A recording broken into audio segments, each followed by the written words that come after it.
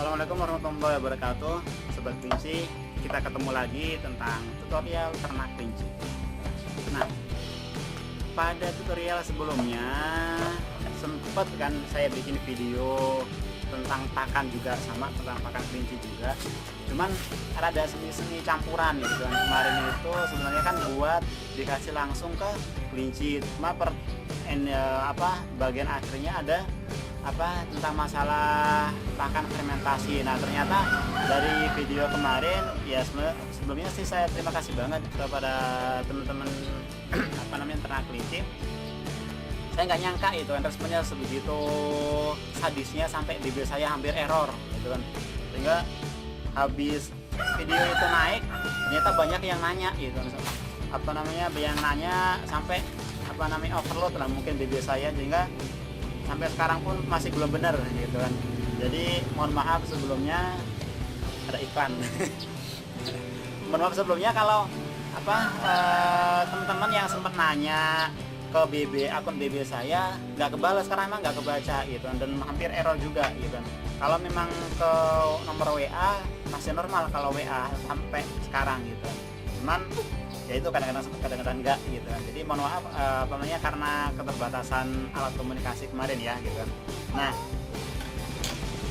untuk yang video kali ini kita mau ngebahas masalah pakan fermentasi ya. Pakan fermentasi. Nanti coba kita ulas lebih detail tentang pakan fermentasi sehingga nggak kecampur sama bahasan-bahasan yang lain kayak kemarin gitu kan. Nah, oke, tadi saya ngerajang sebentar. Kita mulai dari awal ya. Mas Umar jangan di sini, di samping gitu.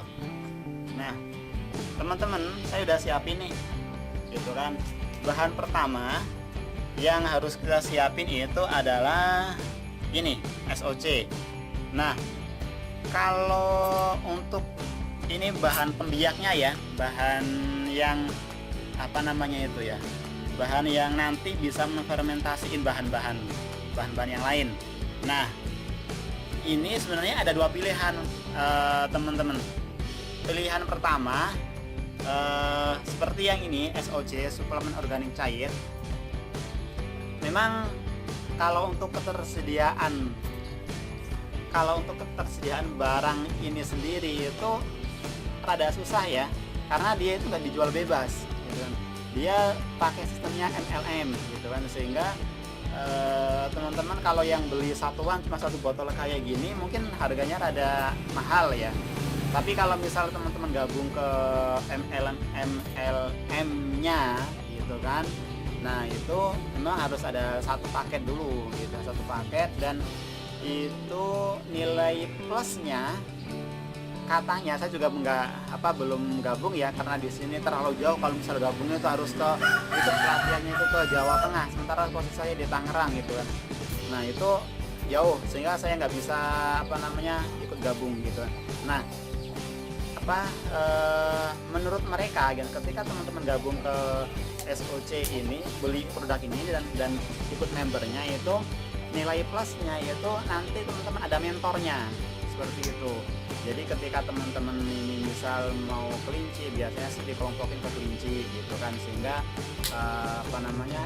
ilmunya nanti bisa optimal gitu kan, dan lebih enaknya katanya sih ada mentornya seperti itu. Nah, bahan kedua itu adalah M4. Kebetulan sampai sekarang saya pun belum dapat bahan M4 karena menghabiskan dulu yang ada nih, menghabiskan punya saya dulu gitu. Mana yang lebih baik gitu. Sebenarnya sih sama, bahannya itu sama, cuma yang tadi nilai plusnya tadi.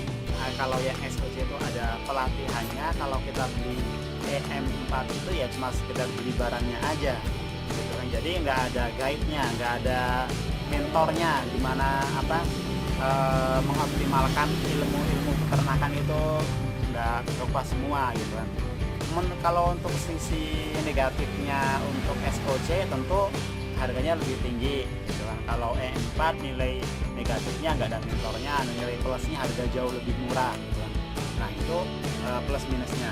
Oke, sekarang kita mau oh ya, SOC atau E4 itu friend, jadi di dalamnya itu ada bakteri ya, seperti halnya mungkin Yakult mungkin untuk manusia gitu. Jadi di dalam sini itu ada bakteri dan ini harus dibangunkan dulu gitu. Dibangunkannya pakai apa? Pakai larutan gula gitu kan. Ini gula pasir ya sebenarnya ya. Gula pasir biasa, bisa pakai gula pasir atau bisa pakai molase. Kalau lo yang apa namanya di toko-toko bahan kimia mungkin lebih murah ya, molase namanya, itu bisa di fungsinya sama gitu kan. Nah, untuk pembuatannya, nah ini saya udah langsung sediakan bahannya sob. Nah ini nanti satu ember ini kita akan coba bikin untuk ukuran satu ember seperti ini. Nah itu membutuhkan kita untuk membangunkan bakterinya itu pakai air segini ya. Terus kita tambahkan gula pasir. Jadi kayak masak. Nah gula pasir itu kita cukup 2 sendok, 2 atau 1,5 lah ya. Apa namanya, nah seperti ini.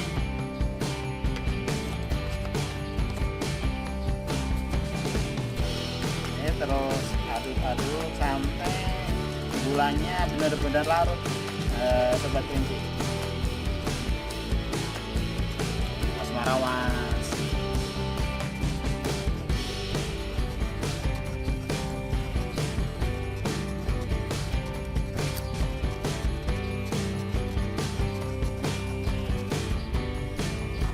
Udah mulai rada larut. Oke, udah larut. Terus kalau udah larut tinggal kita tuangin sobat. Nah takarannya seberapa? Biasanya kalau saya itu untuk ukuran air segini atau untuk ember satu ini itu saya pakainya itu 1 tutup botol segini, 1 tutup botol dari apa namanya, tutup botolnya apa namanya SOC ini.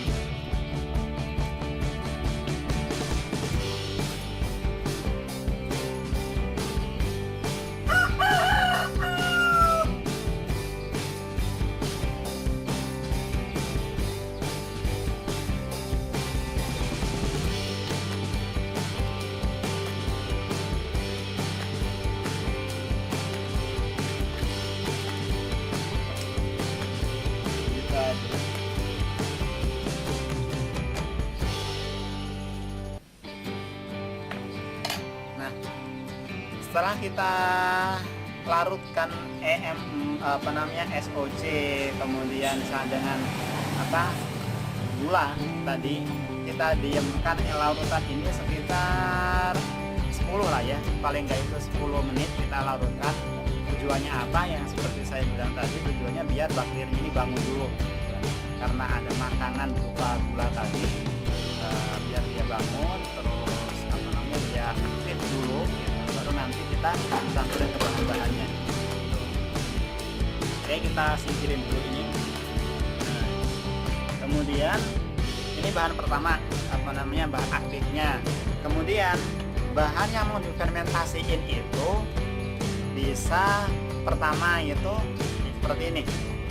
Ini apa namanya, dedak ya, dedak. Nah, dedak padi friend.